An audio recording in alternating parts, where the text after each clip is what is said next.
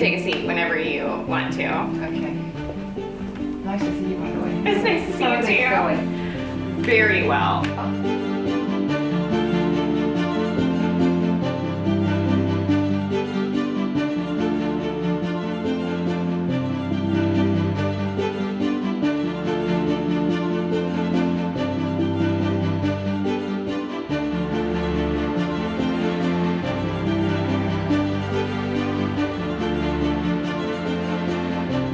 And I love it. And Good. I love the people I'm working with. I love the stuff that I'm doing. Like Okay. Lola, talk to me just a minute. Let me check this level. how about you? How are you doing? I'm doing fine. I'm doing fine. Okay, you're gonna look at Shannon. Okay. Because if you look over here, I get a big ring in your glasses. So I will just, say, so how did you enjoy the trip? Just so I can kind of hear from you. before Oh, I we liked get it. on the Yeah, trip. yeah. It's all completely affirmed that this is the right path for us. all right. So Andy, Yeah. why the heck do you want to move to Portugal? Why do I want to move to Portugal? That's a good question. We've been talking for several years, actually, about spending some portion of retirement, or at least what's known as the third, of your life. Your first third, you're kind of just a kid and a young person, and the second third is your productive years, and then the third is whatever you make of, I don't want to say old age because I really don't feel old, even though the numbers are adding up. And so we've been talking for a while, and we were actually looking at first at Spanish-speaking countries, because Lola and I both have had a little bit of Spanish. Neither of us are very good at it, but I mean, we at least had a little, And Uruguay was actually high on our list. During COVID, I became disgruntled about just about everything and irritable about everything and I came to think that if there was ever going to be a time that I was going to do some things that I've always said I wanted to do, that time was coming up, because Andy's going to be 66 this year and I'm going to turn 65. And so it got me thinking about the next phase of our lives and ready to take that next step.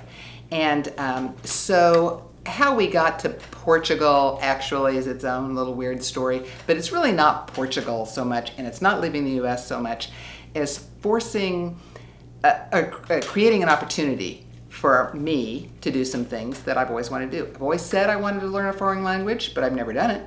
So this will force that. We've always said, oh, wouldn't it be neat if we didn't have to own a car and could really reduce our carbon footprint? But we've never done it. But this is gonna give us the opportunity / force us to do that.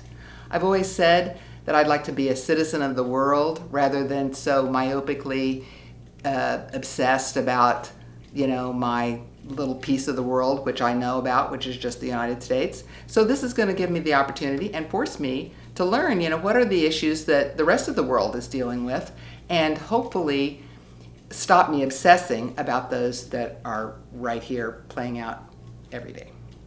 But we took a vacation to Portugal. We walked the Fisherman's Trail, which is a hike along the southwest coast of Portugal. It starts somewhat south of Lisbon, and then we walked for like 6 days. And it was just gorgeous. And the people were nice, and so it just had this really great vibe. And so as we continued to talk about where we might try to go on a third adventure, we started coming back to Portugal. It kept coming up, hey, Portugal was fun. And so we kind of decided, okay, I think Portugal's going to be the place. And as we looked into it more, as it turns out, every other human being on the planet wants to move to Portugal too, apparently. The British all want to go there, the Australians, the Chinese apparently, Americans. I mean, it's super popular right now.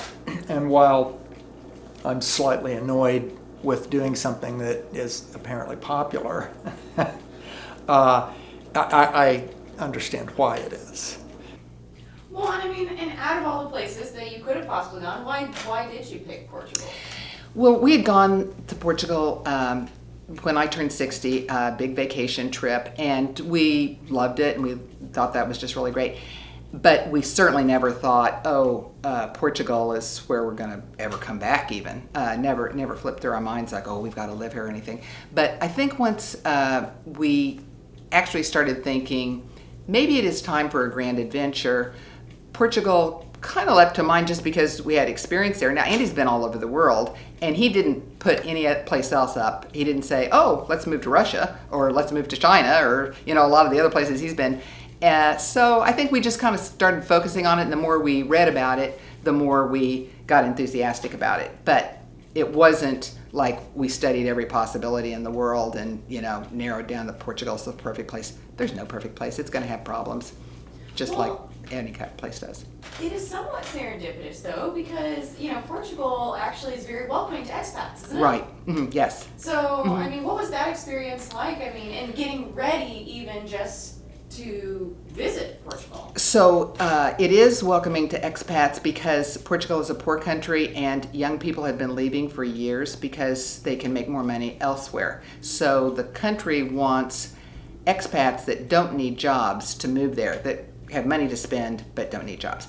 And so that makes that, yeah. I also think that there's something about the culture that I don't want to say I understand yet because I don't know enough about it, but it seems to be very welcoming to all people in that the country has also opened itself to a lot of refugees, which that's very attractive to me as well, that it opens its arms to refugees.